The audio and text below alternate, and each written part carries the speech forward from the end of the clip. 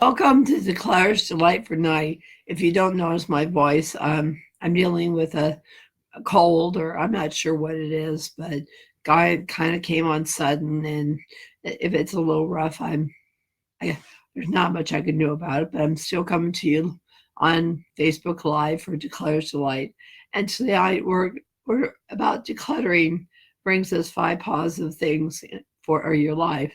And what I would really like for people to understand is I haven't like to, have purpose. As number one, I found my life that if I had a sense of purpose in my life, that it gave me as a guiding light. And as far as that was concerned, I actually wrote up a purpose statement, and I'd like to share that with you tonight. I call it my purpose for life. And I'm just going to read it to you just as it am. It's going to include what I believe in, but I thought I'd give it and share it to you. It's very personal, but it helps me understand and gives me a very positive view of the world. And it's about I can achieve anything I set my mind to that brings joy, passion, and love and purpose, and I can be happy, joyous, and free no matter the circumstances, so long as I treat myself and others with respect, dignity, and love, and belief that no matter what, the gods and gods will see me through life situations while I give them honor and respect, kindness, love, compassion, joy, peace, tranquility, moving forward this, um, and for my goddess and God, and for myself. And for whatever you believe in, you can adapt this for yourself or anything what you decide you're for yourself. Because to me, that purpose statement means so much to me, because without it, I think I would be lost. It's kind of like a car who doesn't have a wheel. If you don't have a wheel, it's kind of hard to drive the car. It just kind of keeps going around and around and around in circles. And or a ship without a rudder, it doesn't go very far. It just kind of floats around in the sea. And I think that's really, really important. And another thing is to have a healthy mind, and what we put into mind, TV, violence, hate, all sorts of negative things we put into our body, into our mind. It's like garbage. When you garbage up your mind, that's what you get is garbage. And believe me, I've been there. When I was in severe depressions, all sorts of crazy stuff I used to watch, and I don't have a TV anymore or newspapers or any. I call it. It was garbage, and I was ingesting garbage into my mind. And a lot of folks out there ingest garbage into their mind and are on their phones or all sorts of stuff. And it's not a good thing for a healthy mind. I find reading positive, life affirming books. I like history. I like understanding how history applies from now to then. There's even principles I've gone way back to 1870s about the self-help movement actually started in England. And it kind of came over to here and started in the 1930s. And, it's with us here today. And it's really important because what we think is new is not new. But to kind of bring it all back to is part of that was learning to have a healthy mind and not to garbage it up with a lot of garbage. And then the next thing is to have a healthy body. For me, I do the best I can as far as physical action and eating appropriately and eating healthy foods. You won't find any junk food or sugar or anything like that in my foods, because you get garbage in, garbage out. And I see a lot. I've seen a lot. I was morbidly obese. I was one of those folks who put garbage into my body for a long time. And I've been what I call abstinent now for going on 10 years. And it was a long journey. It was a long, hard journey, and through much depressions and even in the past, the suicide attempts. But part of that is I wasn't treating my body right, and it affected my mind also. And the you know how you treat your body directly affects your mind and how your body functions. Everything is interconnected. Nothing is apart from one another because, in a sense, food and that are chemicals. They go into our body. People, I feel like, are addicted to sugar, and we have a lot of sugar in a lot of our products, and or white flour, which has, you know, white flour that we have has no nutritional value in it because they've taken all the nutrients, or unbleached flour is better, but I like whole wheat. I feel like I get more nutrition.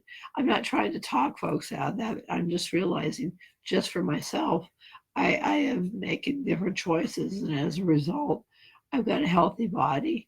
If I don't keep my body as healthy, I don't think I would be able to handle all the healthcare issues and overcome them, and not just overcome, become a great winner, and not deal with pain, not be able to move. And to me, even my arthritis is healing itself up because of the way I treat my body. And that's a big deal as far as I'm concerned. And then about our emotions. Um, all that stuff we put into our mind affects our emotional state. There's depressions and stuff like that. But we can be elated. We can be happy. One of the biggest things you can do for yourself is smile. Do you know when you smile, it puts all sorts of good chemicals? And just the act of putting a smile on your face activates things in your brain. And when I smile, I feel excited. I feel elated. And it makes me think about good things in my life. Or when I'm meditating, it brings my mind into a state where sometimes I feel like pure bliss. And I'm, with that, with my emotions, it helps steady things. But my emotions are affected how I treat my mind, how I treat my body. If I ingest certain things, my emotions go to heck in a handbasket. Excuse me, I get something to drink. I didn't want to lose my voice for you guys, but those are emotional states. And I think, eating appropriately, I understand there are people deal with depression, bipolar disorder, schizophrenia, or schizoaffective, are one of many mental illnesses. But I also realize there's personal choices we can make that can actually aid in that. I deal with a bipolar, PTSD, and disassociation. But one thing is I'm able to work with that because of I treat myself much better, and my emotional state is not always perfect, but I have a lot more in my life than I did. Every day, it's about moving forward, and I set my mind up every day with I am statements and all that, and everything is interconnected, like I said. And I treat my emotions like, they're special. My emotions to me are like a navigation system for me. And when I feel my gut too is part of my emotions. And when I listen to all that, it is my emotions tell me in my arms or my legs or in my body. And you can hold emotions in your body that actually cause physical issues. So when your emotional state with that, but there's all sorts of great things you can do. You can laugh, you can have fun, and all that stuff affects your emotions and your life and how you can do things. And that emotion state, your desire and your will, the will to live, the will to have a great day, the will to have all those things you've ever wanted in life. And a lot of times, a lot of people don't listen to their emotions. They live in their heads all the time. And to me, living in your head is a disaster zone because our head is wrong most of the times.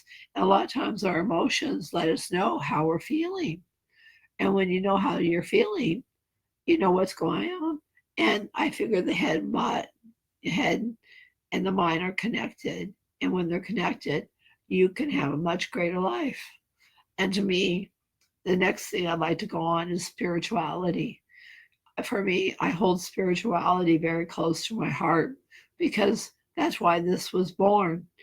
And and when it was born, that gave me a belief that something can come to fruition that I've always wanted to see, to help people, see that folks get the help they need and they don't have to go along down the same path I did, and have the understanding of a person who's been there before, and not feel like they're being shoved into a corner with forms, and feeling they're boxed up or any of that, because they need a whole package. I know I did, and I had to find that out myself, and it was hard. But the one thing about that is that my spirituality really started affecting my emotions, my body, my mind, and my sense of purpose, and my belief that something greater than myself could restore me to health and all those things. And that belief is so powerful to have, whatever you believe in, that there can be many things going on in your life. And if you've got a strong connection, it gives you so much in your life that you can't even imagine. And for me, it's so loving and kind and compassion. And the only reason I know the source of light is when I was at death. I had to make a choice of going into a certain area where it was so peaceful and tranquil, and it was so, I wanted to go, but then I had a choice. Yeah, I was given a choice to come back, and I came back, and I decided to make different choices.